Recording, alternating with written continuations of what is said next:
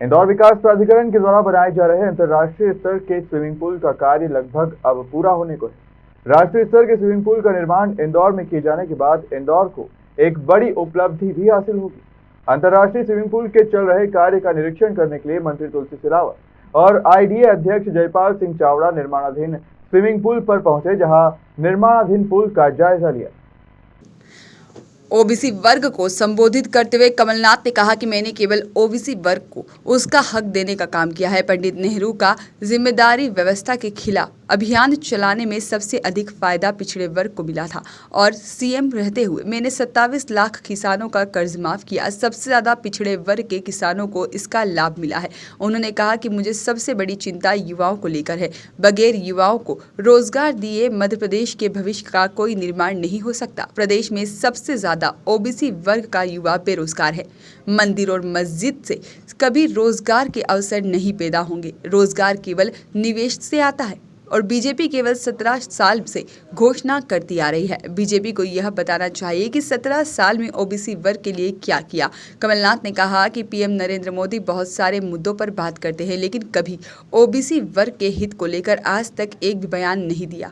हम भी मंदिर जाते हैं, लेकिन हम राजनीति के मंच पर धर्म को लेकर कभी नहीं आते हैं। जगह जगह से खबरें आ रही हैं कि किस प्रकार का अत्याचार बच्चों पर, सबसे कमजोर वर्ग पर, हमारे आदिवासी जनजाति के ऊपर हो रहा है। ये कानून व्यवस्था चौपट है और जो भी आज बीजेपी के पास एक ही चीज बची है, पैसा और पुलिस। ये सोच रहे हैं कि पुलिस और पैसे से अपने प्रदेश को काबू रखेंगे। मैं तो कहना चाहता हूँ आज अपना प्रदेश में बहुत जागरूकता है। अंत में सच्चाई का साथ देंगे। प्रदेश भर के पिछड़ा वर्ग संगठनों का मानना है कि पूर्व मुख्यमंत्री एवं प्रदेश कांग्रेस अध्यक्ष कमलनाथ द्वारा पिछड़े वर्ग को 27% आरक्षण का लाभ दिए जाने का महत्वपूर्ण कार्य किया गया है, जिससे यह वर्ग उत्साहित है।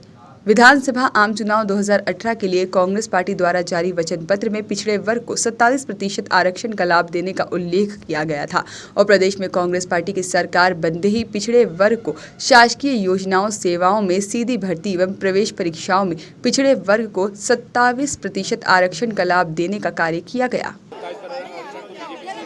कम से कम भारतीय जनता पार्टी आज प्रदेश और देश में सत्ता में है और जो सत्ता में होता है उसकी जवाबदारी देश के प्रति, संविधान के प्रति होती है।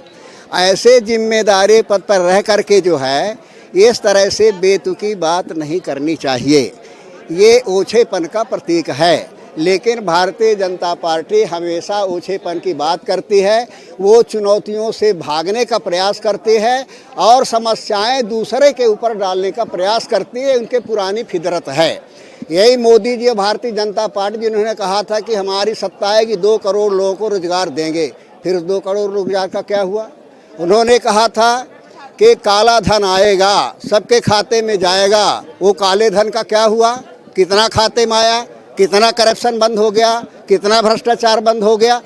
तो ये भारतीय जनता पार्टी कथनी करनी तब इस देश नहीं दुनिया के लोगों ने देखा है। उनके सामने इनकी पोल खुल गई है। अब इसी वजह से ये इस कोशिश में है कि किसी तरह धर्मांधता के नाम पर लोगों को दिमाग को भटका करके मुख्य धारा से हटाने का प्रयास किया जाए। इसके अलावा कोई चारा नहीं है। और कांग्रेस पार्टी ने, चूंकि कांग्रेस पार्टी के साथ इस देश का गरीब, इस देश का किसान, इस देश का वनवासी आज़ादी की लड़ाई में अपने सीने पर गोलियां खाई हैं, इसलिए कांग्रेस का ये फर्ज बनता था कि कांग्रेस उन लोगों के लिए काम करे जिन्होंने देश की आज़ादी में काम किया है। जो हमारे इस देश की सबसे बड़ी ताकत है, हमारे देश की ताकत है तो इस देश का किसान है, पसीना बहाने वाला किसान है, मजदूर है, जो श्रम करता है, पसीना बहाता है, तभी देश की प्रगति और विकास की बुनियाद रखी जाती है। इसी वजह से कांग्रेस ने बुनियादी परिवर्तन किया, बैंकों का राष्ट्रीयकरण किया, विषमता को समाप्त करने के लिए राजा महाराजाओं का विशेषाधिकार किया, सूचना का अधिकार लाया, गरीबों को छत दिया, मकान दिया। तो ये कांग्रेस ने किया, भारतीय जनता पार्टी ने नहीं किया। और एक आपके प्रदेश मंत्री का बयान भी आया था कि ओबीसी वर्ग में एकता नहीं है और बड़े नेता इसमें शामिल नहीं हो रहे हैं, तो क्या ये सच्चाई कि ओबीसी वर्ग के लिए कांग्रेस के बड़े नेता मैदान में नहीं आ रहे हैं? ऐसा है कि कोई यहाँ विरोध नहीं है, सब एक हैं और सबकी आप सब जानते हैं अलग अलग जिम्मेदारी भी रहती है। कोई बीमार होता है, कोई का कार्यक्रम पहले से लगा रहता है, कोई कहीं दिल्ली की मीटिंग में रहता है, तो किन्हीं कारण से अगर कोई नेता किसी कार्यक्रम में नहीं पहुँच पाता तो इसके ग्रुप मान लेना, विरोध मान लेना ये गलत है। किसी तरह का कोई भेद नहीं है, सारे यूनाइट होकर के हमारे संगठन नेता सब लड़ रहे हैं। खैर मध्य प्रदेश के लिए भोपाल से उमेश यादव की रिपोर्ट।